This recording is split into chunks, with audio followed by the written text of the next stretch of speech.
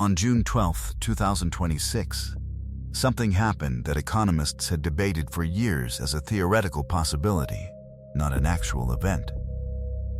A single human being became worth $1 trillion. Not a company. Not a country's GDP. One person. Elon Musk crossed the trillion-dollar threshold the day SpaceX went public, in the largest IPO in history. A fortune now larger than the entire economy of the Netherlands, larger than Switzerland, larger than the combined net worth of the next 3 richest people on Earth. Here's the number that should actually stop you. It took human civilization until the year 2026 to produce its first trillionaire. And once the financial mechanics were in place, it took him 4 months to go from 500 billion to 800 billion. Wealth at this scale doesn't grow anymore. It compounds at a speed no economy in human history has ever produced before. But here's what this video is actually about, and it's not Elon Musk. It's the fact that the moment his wealth crossed that threshold, something else became impossible to ignore. A single fortune that large isn't just money anymore. At that scale, wealth and political power stop being 2 different things. They become the same thing automatically, whether or not the person holding it ever lifts a finger to make that true.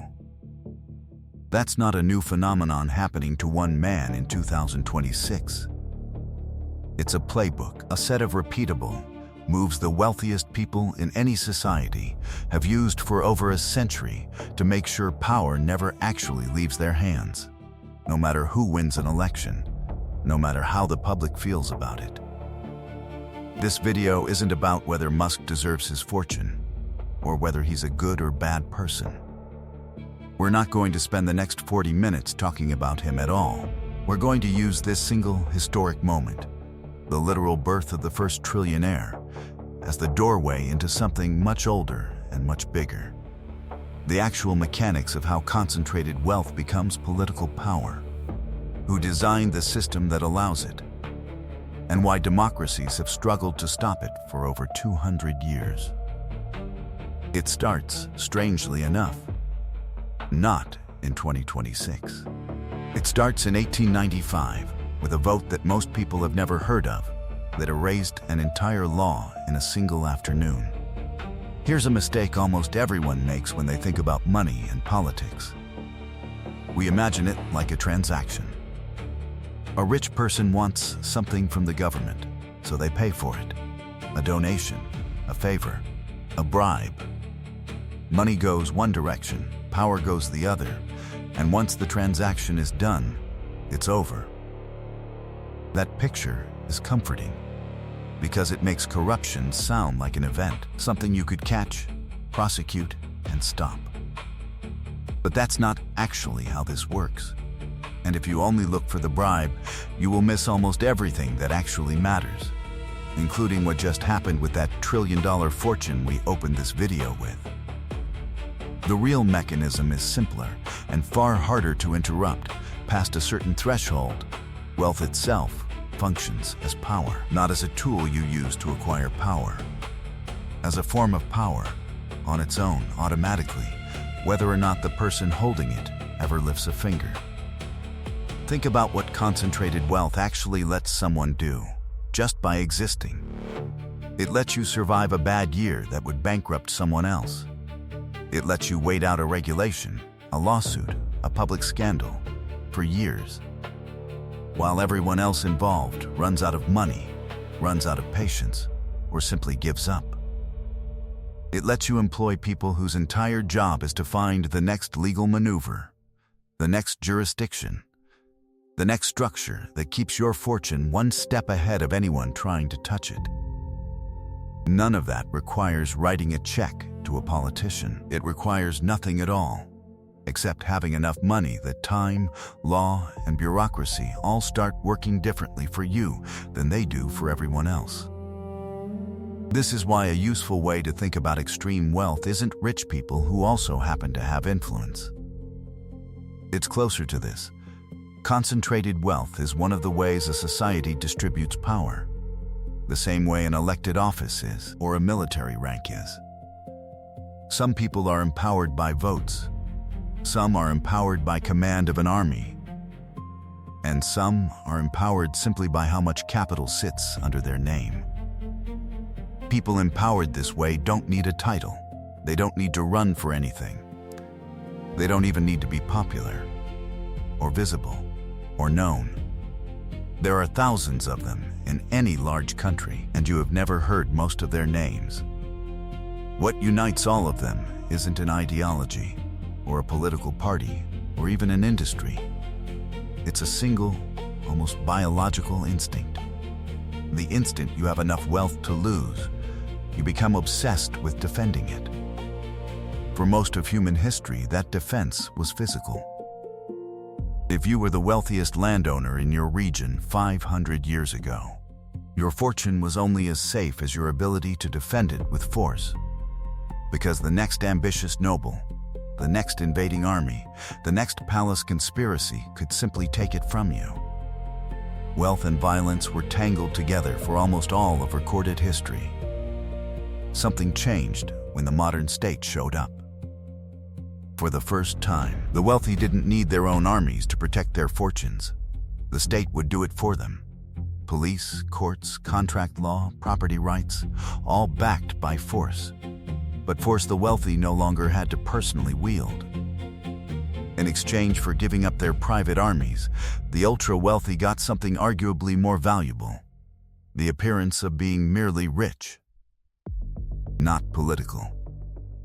Not armed, not threatening, just successful.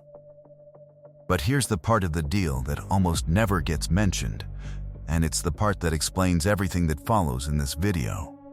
A state that's willing to use its force to protect your property is also, by definition, a state that has the power to take a share of it. Through taxation, through regulation, through redistribution, the same government strong enough to guarantee your fortune is strong enough to tax it. So the moment you understand wealth as a form of power rather than a result of power, a very specific, very predictable obsession follows. Every dollar that exists has to be defended twice. Once from criminals and rivals, and once permanently, endlessly, from your own government. That second kind of defense is where rule number 2 comes in. And it's the rule that built an entire global industry most people have never heard of. Every year, the governments of the world fail to collect something close to $500 billion in taxes that are legally owed to them. Not $500 billion in total tax revenue. $500 billion that disappears. Money that exists, that is owed, that belongs by law to public budgets, and instead ends up somewhere no tax authority can reach it. Researchers who track this internationally, most prominently the Tax Justice Network and the U-Tax Observatory, put the global figure at roughly $492 billion a year, with somewhere between $144 and $169 billion of that coming specifically from wealthy individuals hiding assets offshore, not corporations. The rest comes from multinational companies shifting profits across borders and the accumulated stockpile sitting offshore, untaxed, right now, is estimated at over $3.5 trillion, more wealth than the poorest 4 billion people on Earth own combined. This is rule number 2 of the Playbook. When the state has the legal power to tax your fortune, the fortune has to disappear from the state's view before it can be taxed. Not disappear physically, disappear legally, vanish from the paperwork. Here's the part that makes this so difficult to stop. A government can only tax an asset if it can answer one simple question: who owns this? A bank account, a piece of property, a share in a company, none of it can be taxed if the state cannot connect the asset to a name. So the entire purpose of what scholars studying this call the wealth defense industry, a global, loosely connected network of lawyers, accountants, trust specialists, and financial engineers comes down to one task: break that connection. Make the asset visible, but make the owner invisible. Or make the owner visible, while making it nearly impossible to prove what they actually own. This isn't run by some shadowy criminal syndicate. It's an industry, in the most boring, literal sense of the word. It employs accountants who went to good universities, tax lawyers who could have worked in public service and chose this instead because the pay was better, trust administrators who file the same kind of paperwork every single day, the way an insurance adjuster files claims. Most of the people inside it never meet the client whose fortune they're protecting. Most of them never see the whole structure they're building, only the one piece they were assigned. When a leak called the Panama Papers exposed the internal files of a single offshore law firm in 2016, it wasn't a story about one criminal mastermind. It was a story about a company that had for decades simply done this work. Shell companies, trusts, anonymous ownership structures for thousands of clients spread across the world. Some of them criminals, many of them just ordinary multimillionaires, and a meaningful number of them among the wealthiest people on the planet. What the leak revealed wasn't a conspiracy. It was a supply chain, an entire profession whose product happens to be invisibility. And the reason this profession exists at this scale is simple. It is only profitable to use these services once you've accumulated enough wealth to make the fees worth it. A small business owner with modest savings has no use for a trust structure spanning 4 jurisdictions. A person with several $100 million does. The wealth defense industry isn't selling secrecy to everyone. It's selling secrecy specifically to the people for whom secrecy is affordable.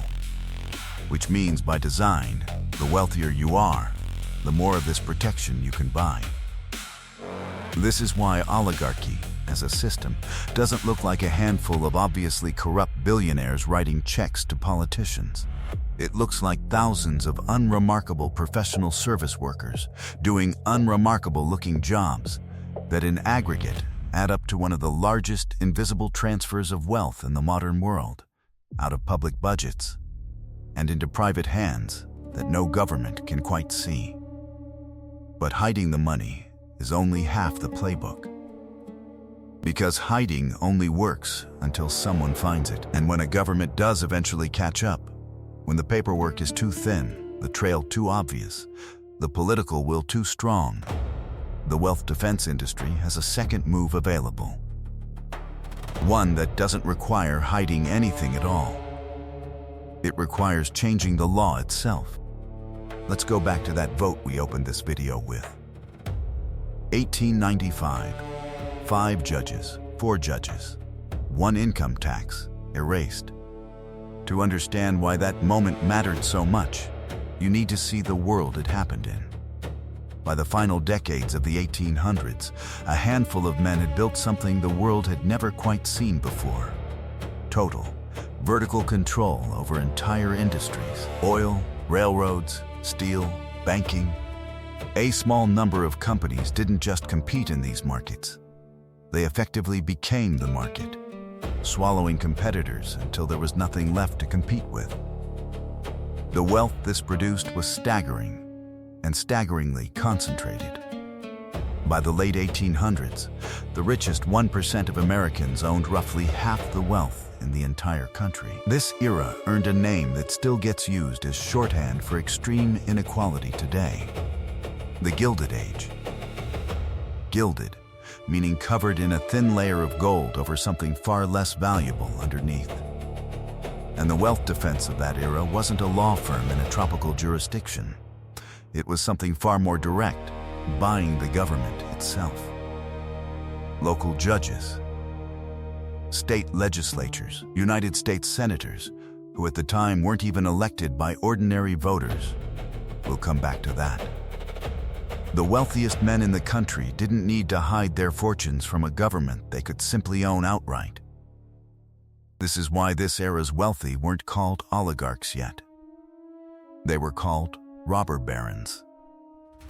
But concentrated wealth on this scale, sitting next to brutal labor conditions and grinding poverty at the bottom of the same economy, doesn't stay invisible forever. In 1877, railroad workers in West Virginia went on strike over wage cuts, and it didn't stay local. It spread across the country, becoming one of the largest labor uprisings America had seen. It was the opening chapter of decades of strikes, organizing, and a new kind of politics, a populist movement explicitly built around reigning in the power of concentrated wealth. That pressure produced real results. In 1890, Congress passed the country's first major anti-monopoly law. And in 1894, Congress did something that should have been a turning point. It passed a federal income tax, a small one, 2%, and only on the wealthiest Americans. But symbolically, it was enormous. For the first time, the federal government had explicitly claimed the power to take a share of concentrated wealth at the top and redistribute it through the public budget. This is exactly the move rule number 2 couldn't stop. The income wasn't hidden. It wasn't offshore. It was domestic, visible, on the books. The wealth defense industry of that era, lawyers, not accountants in tropical jurisdictions, had no maze of shell companies to hide behind. So they used a different tool. They went to the courts. The case was called Pollock v. Farmers Loan and Trust Company.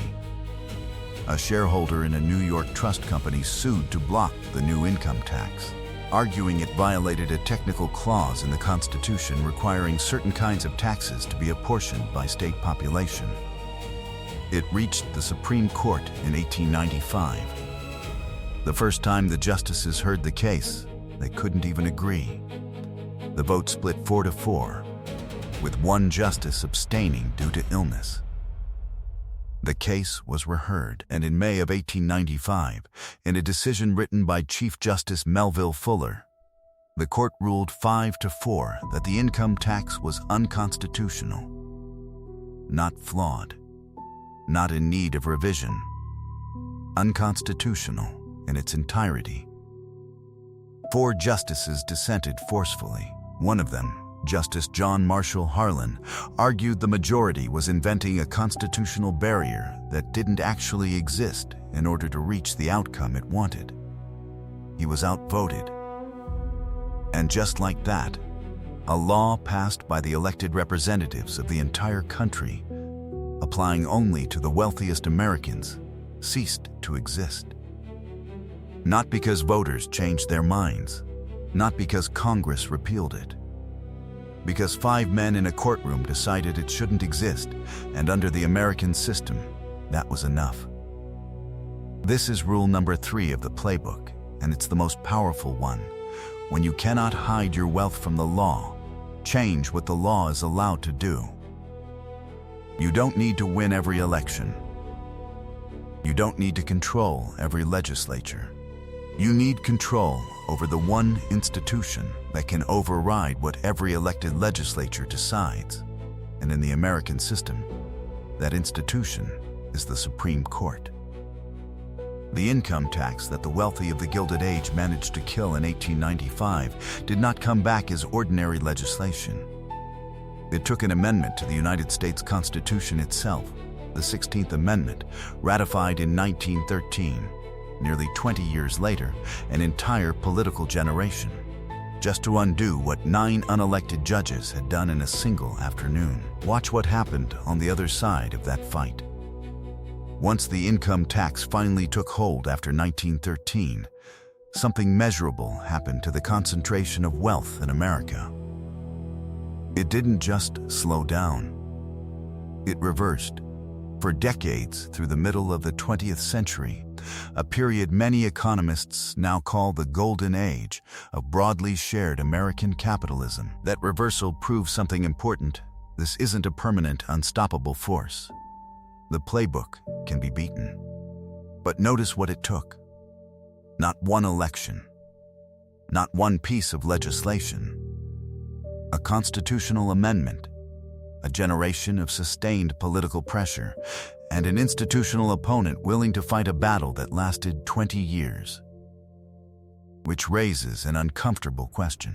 If the wealthy can lose rule number 3, if courts can eventually be overruled by amendments, why does the system keep tilting back in their favor generation after generation? The answer isn't a new trick. It's the oldest one. It was built into the blueprint before the country even had its first law. Here's the most uncomfortable rule in this entire playbook. Because it isn't about evading a law or overturning a law. It's about something that happened before there was a country to write laws in at all. If you want permanent protection from a hostile government, the most effective method isn't fighting that government once it exists. It's writing the rules the government will have to follow before anyone else gets a vote on what those rules should be. That's exactly what happened in Philadelphia in the summer of 1787. Most people learn the story of the American Constitutional Convention as a triumph of balance. Brilliant men engineering a system of checks and balances so that power could never concentrate dangerously in any one place. That story isn't wrong, but it's incomplete. And the missing piece changes what balance actually meant. Listen to what the delegates were actually saying in that room, in their own words, recorded in the official notes of the convention. James Madison, the man who would go on to be called the father of the Constitution, stood up and warned his fellow delegates about a coming danger. He said that as the population grew, the proportion of people who, in his words, labor under all the hardships of life and secretly sigh for a more equal distribution would eventually outnumber the wealthy.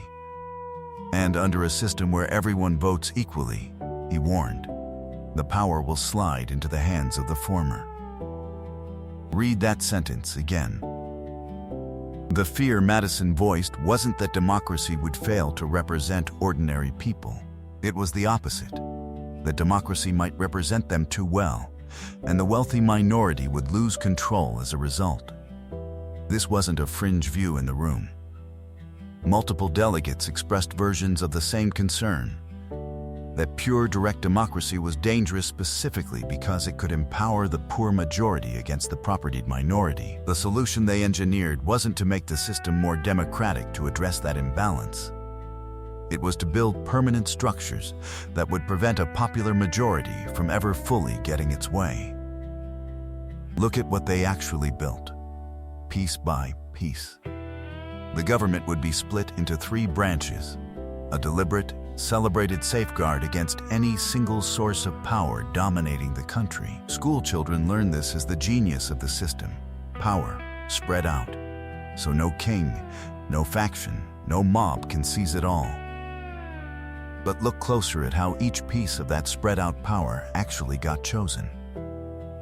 The House of Representatives, the one body directly elected by ordinary voters. That's the part of the system we're taught to picture when we think of democracy working as intended. The Senate was different. For the Constitution's first 100+ years, senators weren't elected by the public at all. State legislatures chose them. Layer 1 of insulation between ordinary voters and federal power. The presidency wasn't decided by a national popular vote either. It ran through the Electoral College, originally conceived as a small body of elite, independent decision-makers, not a mechanical reflection of how citizens voted. And the federal courts, the body that would go on, in 1895 to single-handedly erase an income tax that millions of voters' representatives had passed. Those judges weren't elected at all, by anyone, ever. They were appointed by a president who himself hadn't been directly elected, and confirmed by a Senate that, for a century, hadn't been directly elected either. 3 branches, spread power. Real, celebrated safeguards against tyranny. But only one of those branches was ever designed to answer directly to ordinary people. The other 2 were insulated from popular will by design, on purpose, with delegates on the record explaining exactly why. to protect property and stability against what they called the dangers of an excess of democracy. This is rule number 4, and it's the foundation everything else in this video sits on top of. You don't need to corrupt a democracy after it's built if you get to design the blueprint before anyone moves in. Build enough insulation between popular will and the institutions that actually wield power, and you don't need bribery, and you don't need secrecy. The system will quietly do the work for you every single day, without anyone needing to break a single rule. And here's what makes this rule different from the others in this video.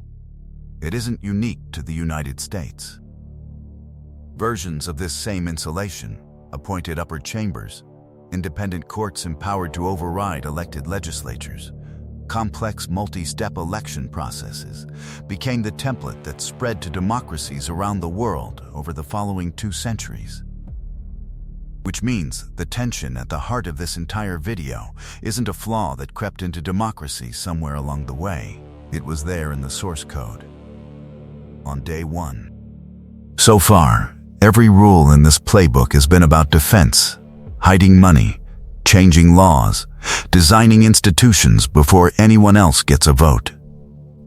But there's one rule that isn't defensive at all. It's offensive. And it doesn't target the wealthy's enemies directly. It targets everyone else's attention. To understand it, picture every political fight in a country as happening somewhere on a kind of map. That map has 2 directions. One direction is vertical. It's any issue where the interests of the wealthy and the interests of everyone else genuinely conflict, taxes on the rich being the clearest, simplest example. On a vertical issue, there is a real, irreconcilable tension between the very top of the income pyramid and everyone below it. More for one side necessarily means less for the other. The other direction is horizontal. These are the issues where the conflict isn't between the top and the bottom, it's between ordinary people and other ordinary people.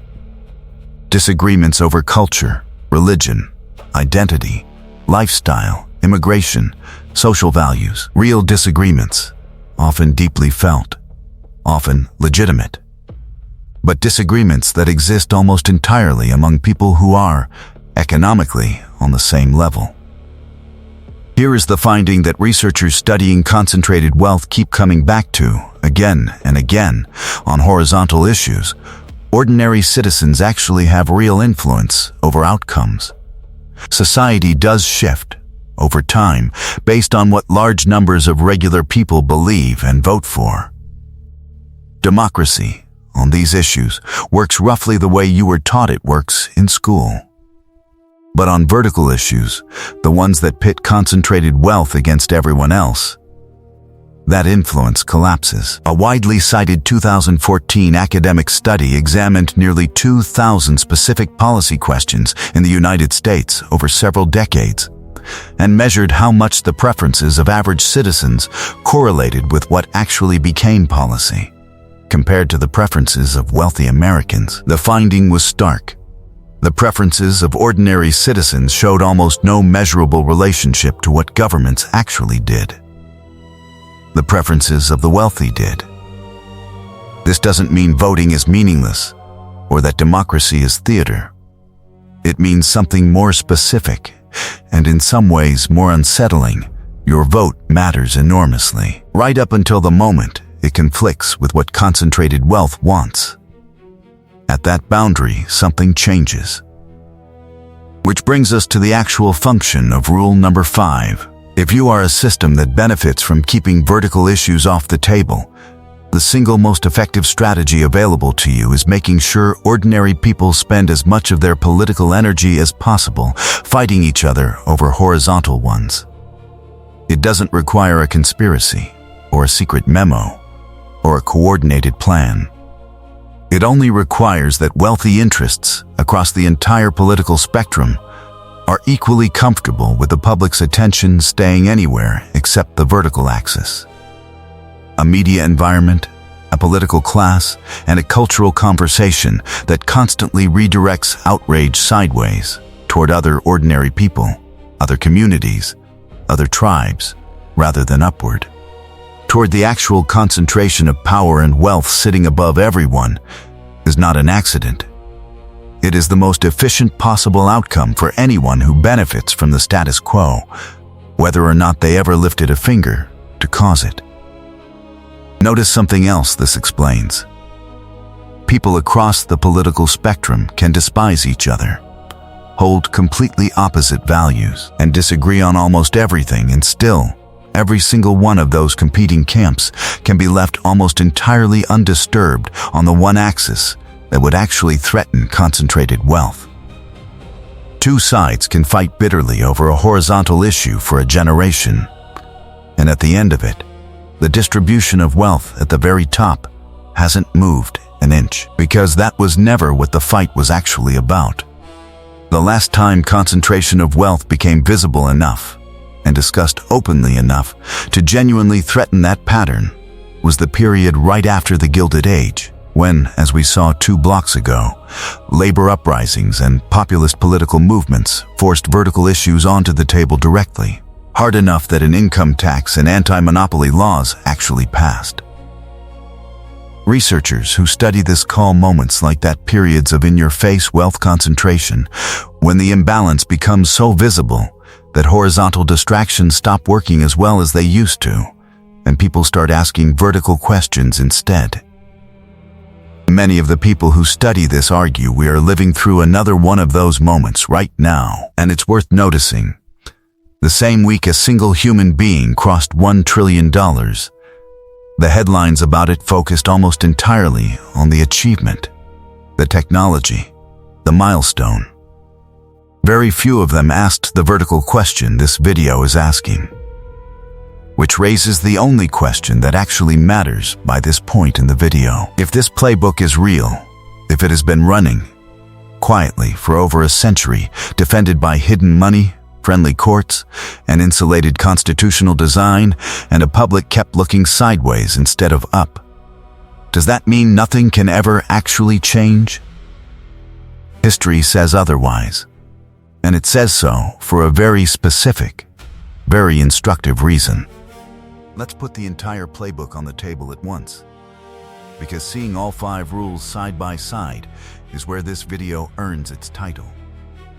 Rule 1. Wealth, past a certain threshold, stops being a result of power and becomes a form of power in itself automatically, whether or not anyone chooses to use it. Rule 2. When a government has the legal authority to tax that wealth, hide the wealth from view before the question of taxing it can even come up. Rule 3. When hiding no longer works, change what the law is allowed to do, ideally through an institution insulated enough from popular will that ordinary voters can't simply reverse the decision. Rule 4.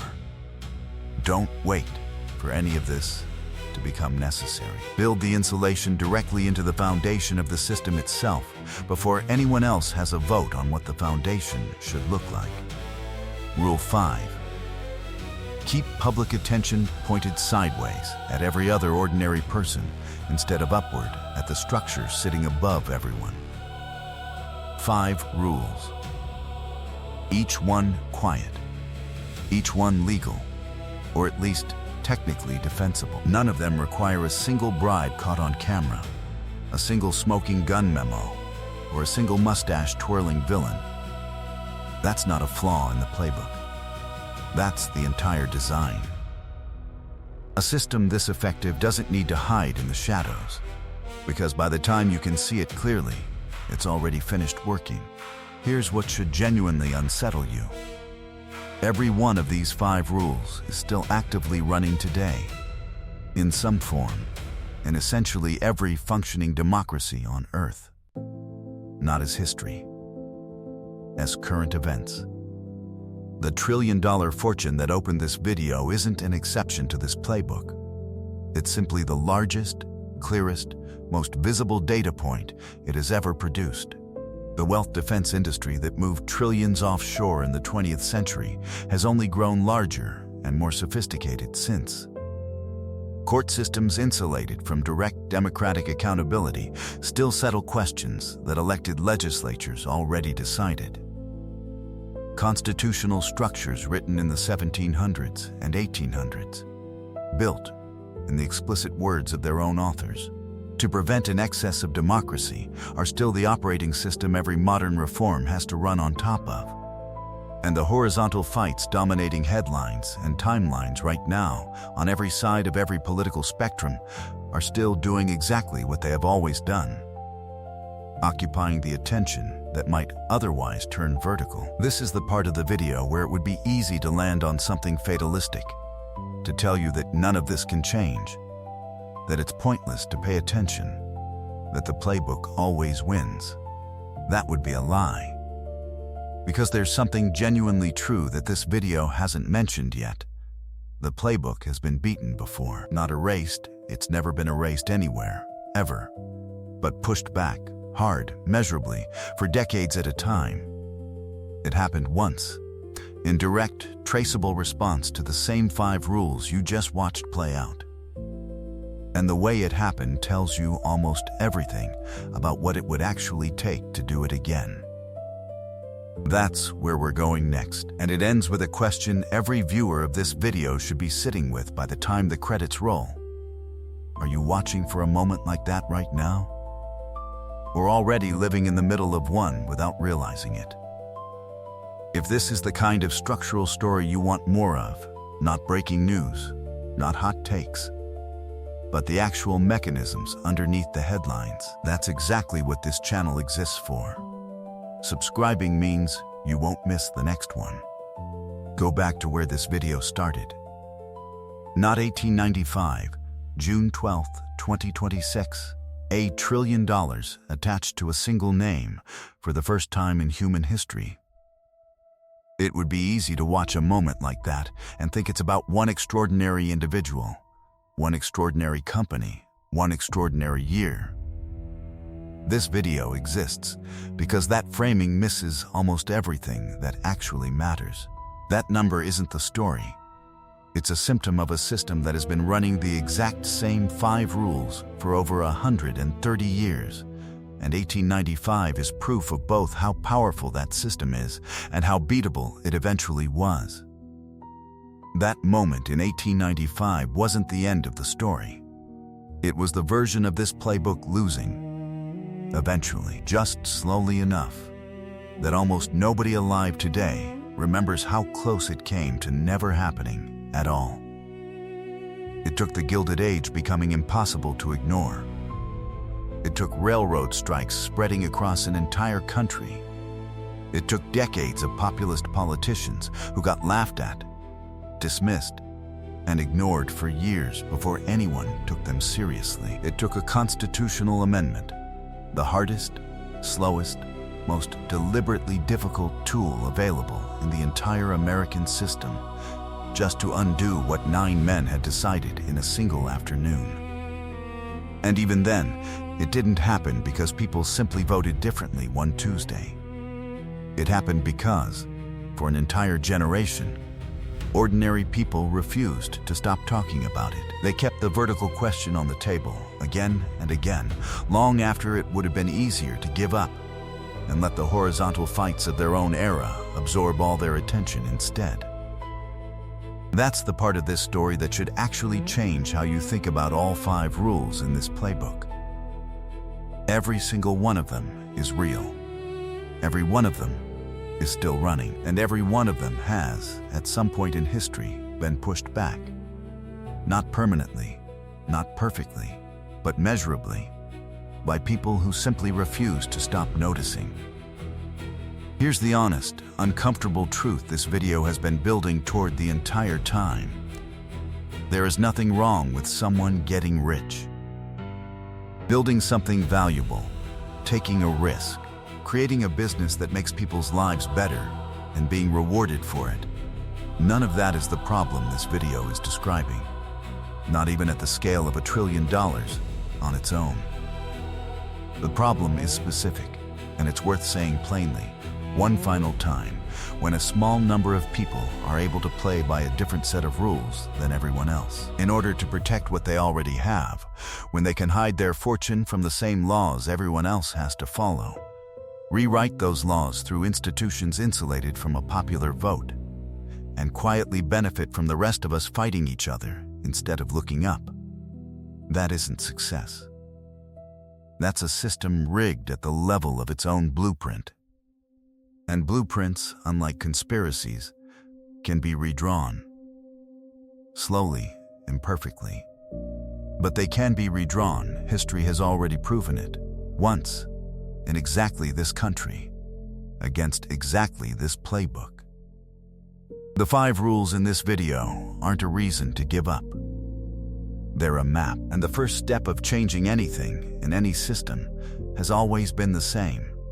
You have to be able to see the rules before you can ever hope to rewrite them. Now, you can see them. The only question left is what you do with that. If you want more videos like this one, stories that go past the headline and into the actual machinery underneath it, there's a button right below this video that makes sure you never miss the next one. Subscribe, and let's keep looking past the noise together.